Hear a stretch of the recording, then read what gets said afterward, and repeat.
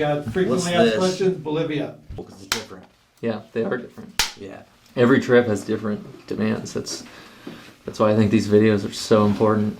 This is Jack Porter, and these are frequently asked questions about Bolivia. Pretty serious.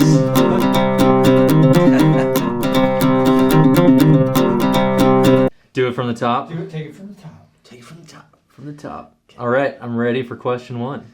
What kind of fishing equipment and tackle do I need for golden dorado in Bolivia? So I'll start with the rods. 8s and 9 weights are kind of going to be the name of the game. Not really a big difference between the two. Whatever you feel comfortable throwing larger streamers and big systems with. So personally, I like to fish a 9 weight when I'm down there. You're going to want to have multiple rods in the boat. A lot's going on. They're big fish. They're strong fish. I like to have one rod usually rigged with a floating line. That's kind of the go-to. That's what you're fishing most of the time. And then it's nice to have an intermediate tip or something that sinks to some degree on the other rod for different scenarios. And then for leader material, usually you don't need tapered leaders. You just spring down like your 50-pound spool of fluoro, 40-pound works too, and you build your own tapered leader. And then to the fly, you're actually fishing wire, usually 40 or 30-pound wire, because the Dorado have really sharp teeth. They're aggressive, and they'll cut right through that fluoro. Is it a specific type of wire? Yeah, any knottable wire. They actually fish some single strand, and they also use like the Rio knottable wire, or I think that multiple companies make that the wire that's kind of more supple that you can tie knots with. Perfect. What are the best flies for golden dorado in Bolivia?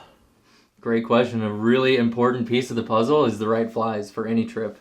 Fortunately, golden dorado are so aggressive and in tune with their environment that they're at the top of the food chain, and they know it. If you make the right cast and the flies in their area, it doesn't really matter the color, the size. As long as it's close enough and it looks alive, they're gonna eat it. The most important part on the flies for Bolivia is a quality hook. Personally, I really like a 4/0 hook with a big hook gap. That's really going to allow you to get a good hook set on these really bony mouths in a really aggressive feeding situation. For the actual fly itself, you're looking for bait fish patterns in that like 4 to 6 inch range. A whole range of colors. You can do dark over light. You can do all light. Kind of the classic is black over yellow. They will eat baby Dorado, so that's kind of what that replicates, I guess. Okay. So you're just looking for streamers on quality hooks.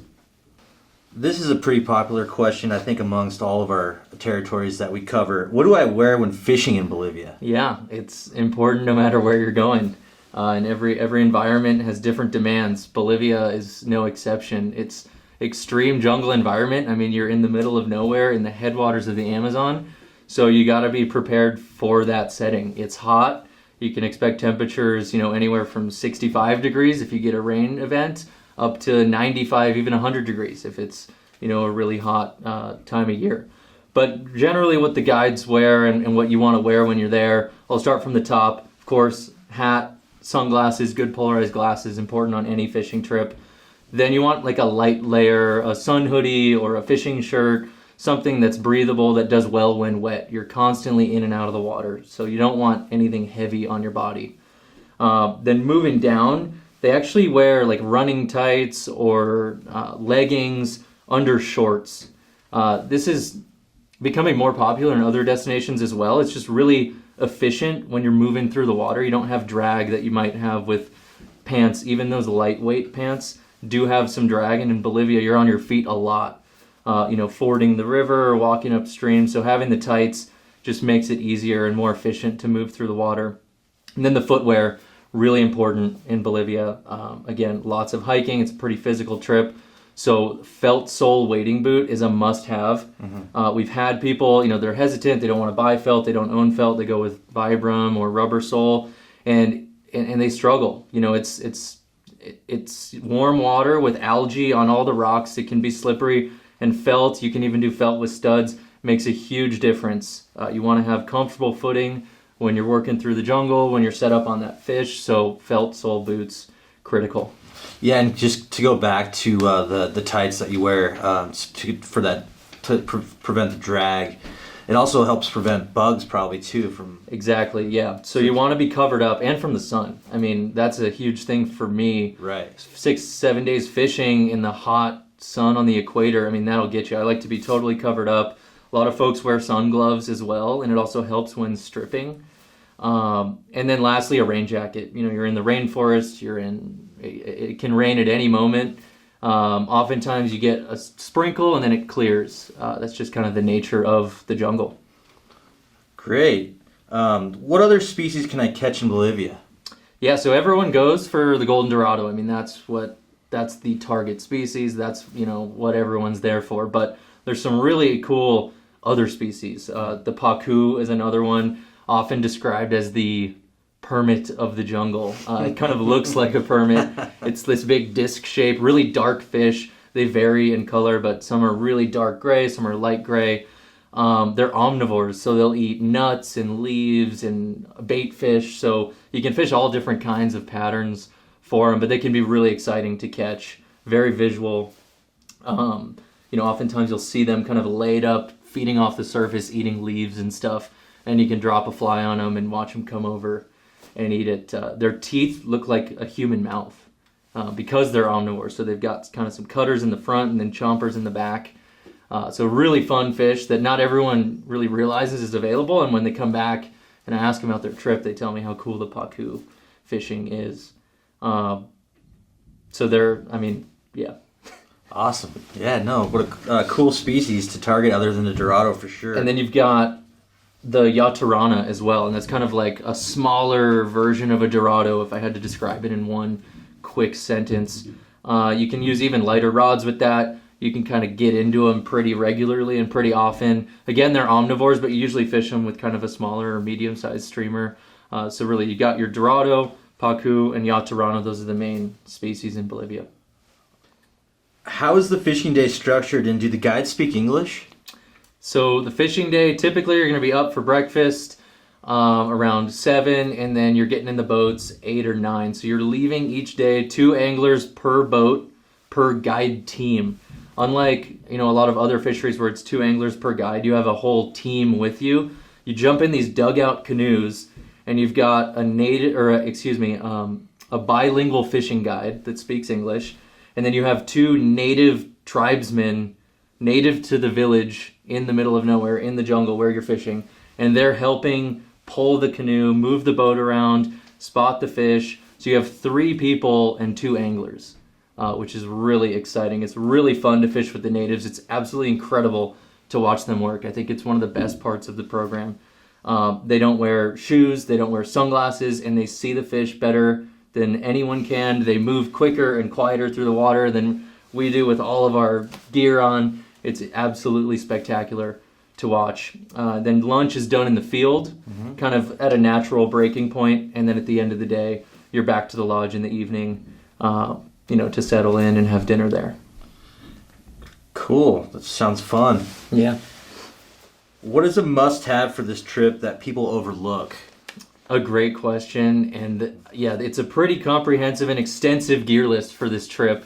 But one thing that people either overlook or don't think about is a hydration supplement, like electrolytes, a powder like that. It's a really warm environment. It's hot. You're sweating. You're hiking, so it's easy to feel tired or get dehydrated. Having that powdered, electrolyte is really nice. It's like a shot of energy in the middle of the day. So when I'm there, I bring at least 1 per day and then extras just in case, depending on what's going on. But I think that makes a big difference, keeping you energized, keeping you hydrated, keeping you in the game in a pretty demanding environment.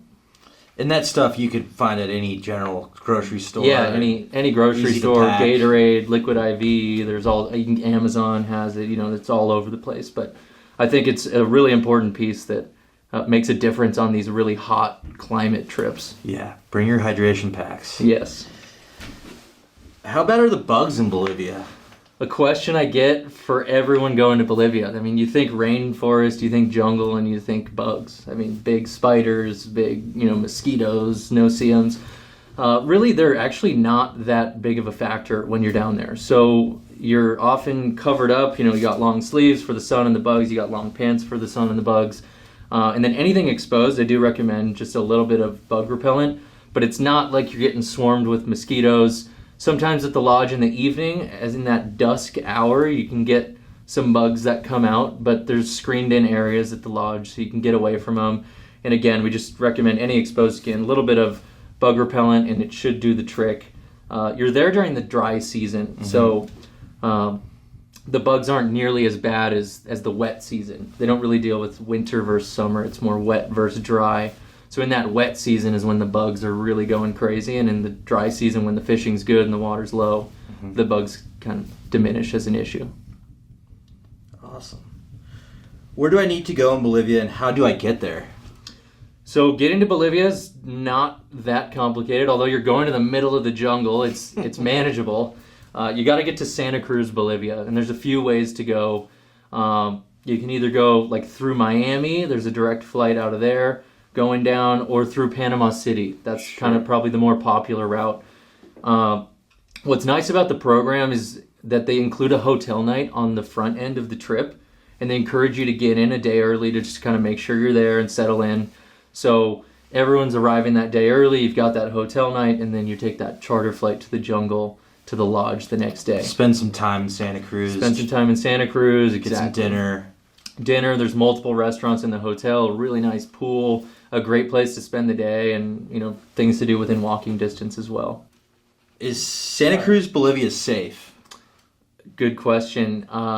It is safe. And one thing about this program, Untamed Angling does a really good job of taking care of their customers once they arrive in the country.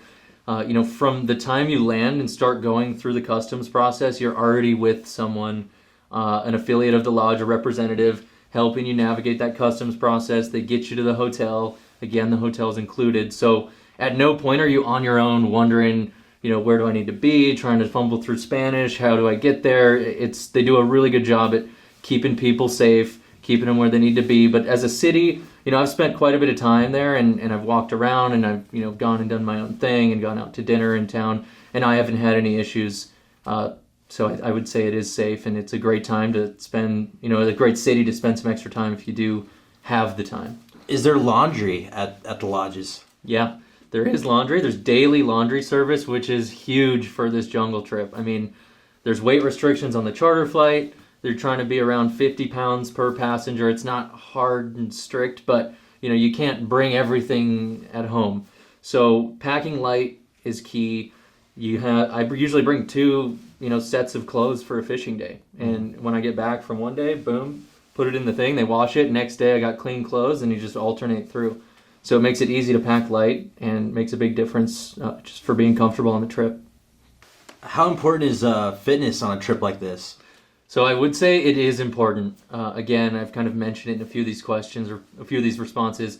It's a demanding environment. It's hot. It's a lot of time on your feet. Really, the guides will go as far as you're willing or capable of going. And the further you walk, the more fit you are, the better the fishing gets, quite honestly. So, someone who's, struggling with the heat and struggling to walk is going to have a different week than someone who prepared and is ready to hike, 2 to 3 or even more miles a day.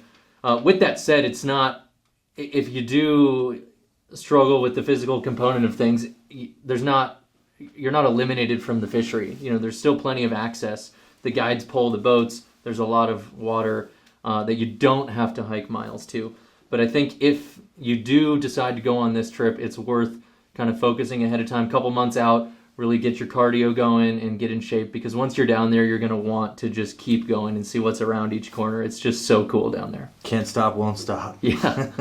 Why should I book with Yellow Dog and not go direct with Untamed? So here at Yellow Dog, you get the full service from your pre-trip questions. I'm always available at the office to answer your questions. I've been down there before multiple times.